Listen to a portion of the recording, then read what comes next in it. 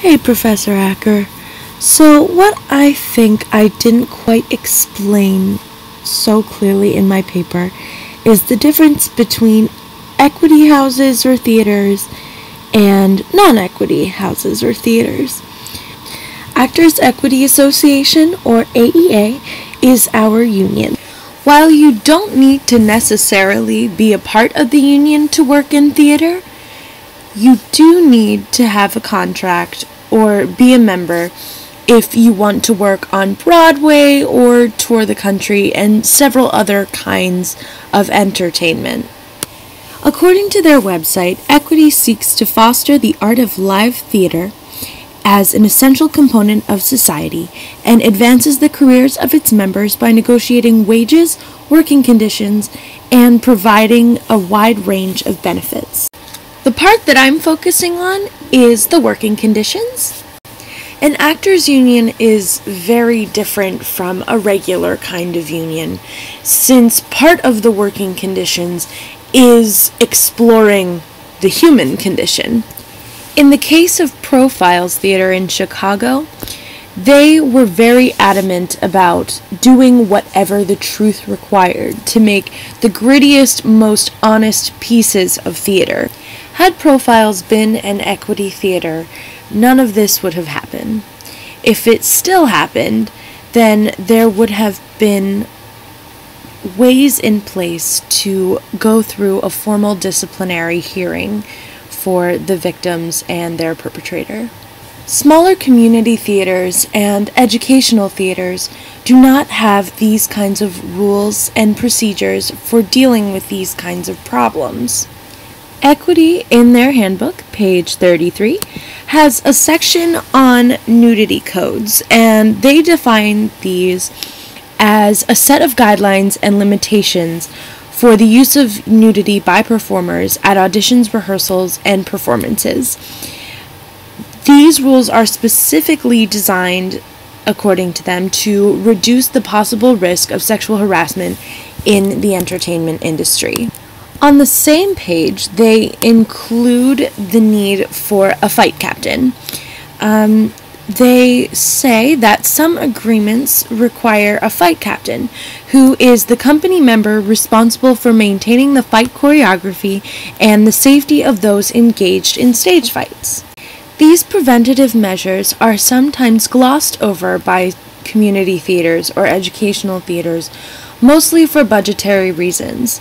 Fight captains tend to be expensive, and sometimes contracts are not always made in time, as rehearsal processes usually go quickly in smaller theaters.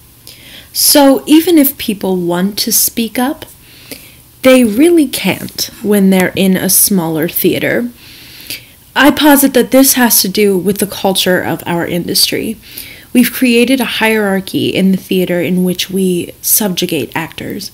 They are the lowest on the pyramid, yet they are the ones who have to take the most physical and emotional risk. We've given hiring and firing power to a director who has a degree of control over the actor's autonomy.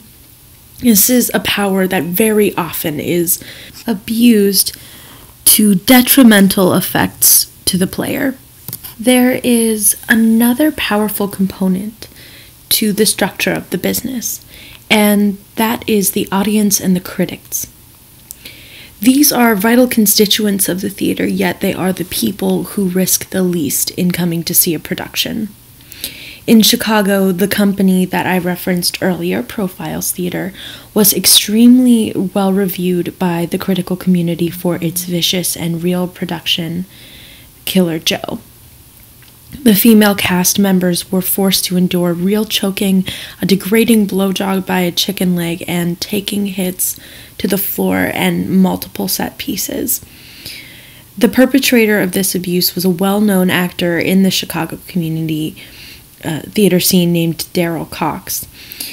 This is just a tip of the iceberg of Profiles abuses. These hideous instances had been happening since the 1990s. The quote-unquote artists at Profiles followed the credo, whatever the truth requires.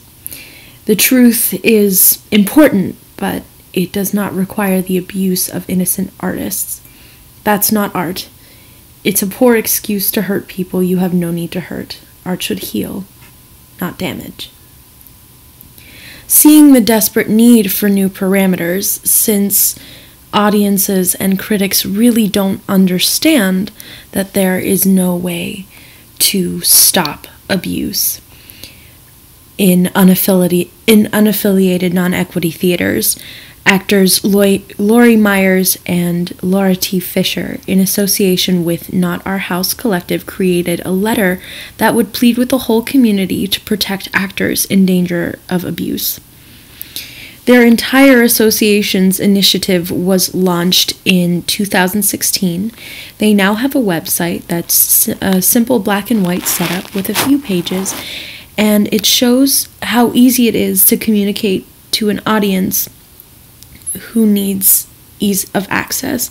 It's a great way to spread new standards through an industry quickly, which is very desperately needed, as these people are working in conditions in which there is no control whatsoever.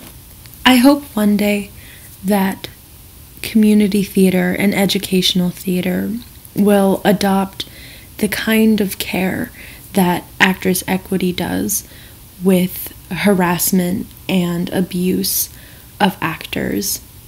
While I'm not sure how that can or will happen, it is an important issue that many actors are looking to fix. No performer should have to worry about their safety, whether they're in the union paying dues or not. As artists and spiritual beings, it is imperative that we treat each other with the utmost respect, whether there are written rules we must follow or whether we choose to be decent human beings or not. I believe the following quote from Not in Our House's letter summed up the issue very well.